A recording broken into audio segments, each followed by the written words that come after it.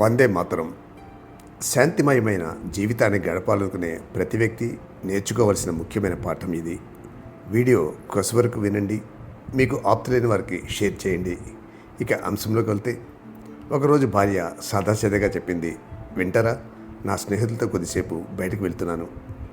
Phone చూస్తున్న భర్త తలెత్తి ఒకసారి చూసి, సరే ఎంజాయ్ చేయి అన్నాడు. ఆమె కొంచెం ఆశ్చర్యపోయింది. సాధారణంగా అయితే అవసరమా, తప్పనిసరిగా వెళ్ళాలా, ఆలస్యంగా రావద్దు అలాంటివి అడిగేవాడు. కానీ ఈరోజు ఏమీ లేదు, ఊపిరి తీసుకోవడం లేదు, ప్రశ్నలు లేవు, శాంతంగా సరే అన్నాడు. కొన్ని గంటల తర్వాత వారి టీనేజ్ కొడుకు వంటగదిలోకి వచ్చాడు. చేతిలో ఒక పేపర్, ముఖం తెల్లబడిపోయింది. నాన్న మెల్లిగా అన్నాడు, నా మ్యాక్ ఎగ్జామ్ ఫలితాలు వచ్చాయి, చాలా చెడ్డగా వచ్చాయి. అతను అక్కడే నిలబడిపోయాడు. ఎప్పట్లాగే మందలిస్తాడని భావించాడు. చదువుపై ఎప్పుడు ఆందోళన పడే తన తండ్రి ఉపన్యాసం మొదలు పెడతాడని సిద్ధమయ్యాడు. కానీ ఆయన ప్రశాంతంగా సరే అన్నాడు. కొడుకు ఆశ్చర్యంతో, అంతేనా సరే అని అడిగాడు. అవును అని మృదువుగా అన్నాడు. ఇంకాస్త చదివితే తర్వాతసారి బాగా రాస్తావు, చదవకపోతే సెమిస్టర్ మళ్ళీ చేయాల్సి రావచ్చు, అది నీ ఎంపిక, ఏ పరిస్థితుల్లోనైనా నేను నీకు మద్దతుగా ఉంటాను. కొడుకు ఆశ్చర్యపోయాడు. తన తండ్రి ఎప్పటి నుండి ఇంత ప్రశాంతంగా మారిపోయాడు. తర్వాత రోజు మధ్యాహ్నం కూతురు భయంతో లోపలికి వచ్చింది. నాన్న, నేను కారు ఢీ కొట్టేశాను, పెద్ద ప్రమాదం కాదు, కానీ ఒక డెంట్ వచ్చింది. ఆయన అరవలేదు, కోపం చూపలేదు. సరే, రేపు కారు వర్క్షాప్కి తీసుకెళ్ళి సరి చేయించు అన్నాడు. కూతురు ఆశ్చర్యపోయింది. మీకు కోపం రాలేదా అని అడిగింది. ఆయన స్వల్పంగా నవ్వుతూ, కోపం వస్తే కారు బాగుపడదు, తర్వాత జాగ్రత్తగా ఉండు అన్నాడు.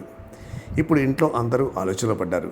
ఇదే మనిషి, ఇదే భర్త, ఇదే తండ్రి, ఇప్పుడు ఎలా ఎంత ప్రశాంతంగా ఉన్నాడు. ముందెప్పుడు చిరాకు, టెన్షన్, త్వరగా స్పందించేవాడు. ఇప్పుడు మాత్రం స్థిరంగా ప్రశాంతంగా ఉన్నాడు.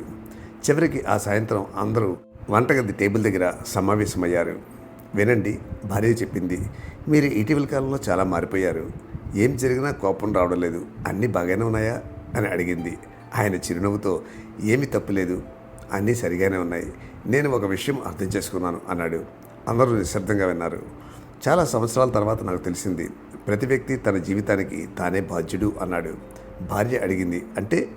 ఆయన చెప్పాడు, ముందు నేను ప్రతిదానిపై ఆందోళన పడేవాడిని, నువ్వు ఆలస్యమైతే చింతించేవాడిని, పిల్లలు తక్కువ మార్కులు తెచ్చినా నేనే నిందించేవాడిని, ఏదైనా పాడితే కోపపడేవాడిని, ఎవరైనా బాధలో ఉంటే దాన్ని సరిచేయడానికి ప్రయత్నించేవాడిని, అందరి సమస్యలను నా సమస్యలుగా తీసుకున్నాను. కానీ ఒకరోజు తెలిసింది, నా ఆందోళన వాళ్ళ సమస్యలను పరిష్కరించదు, అది నా శాంతిని నాశనం చేస్తుంది.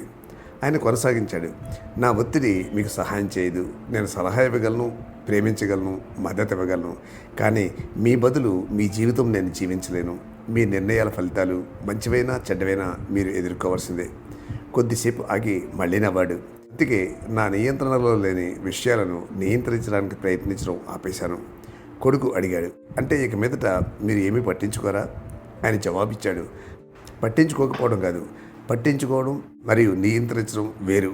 నేను మిమ్మల్ని ప్రేమిస్తాను, సహాయం చేస్తాను, కానీ నా శాంతిని కోల్పోయేంత వరకు కాదు. గదిలో నిశ్శబ్దం నెలకొంది.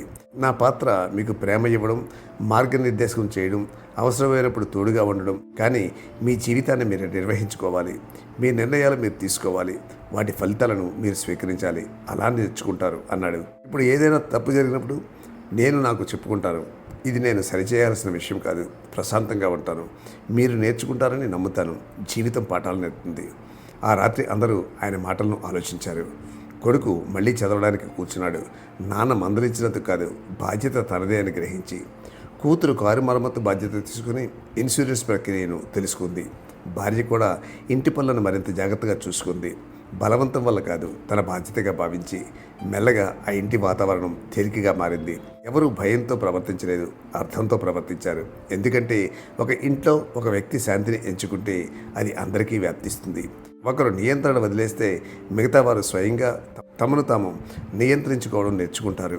అలా శాంతి వ్యాపిస్తుంది ప్రేమలా. కోపం, ఒత్తిడి, అధికారం ద్వారా ఇతరులను నియంత్రించడానికి ప్రయత్నించవద్దు. మీరు బాధ్యతగా ప్రవర్తించండి.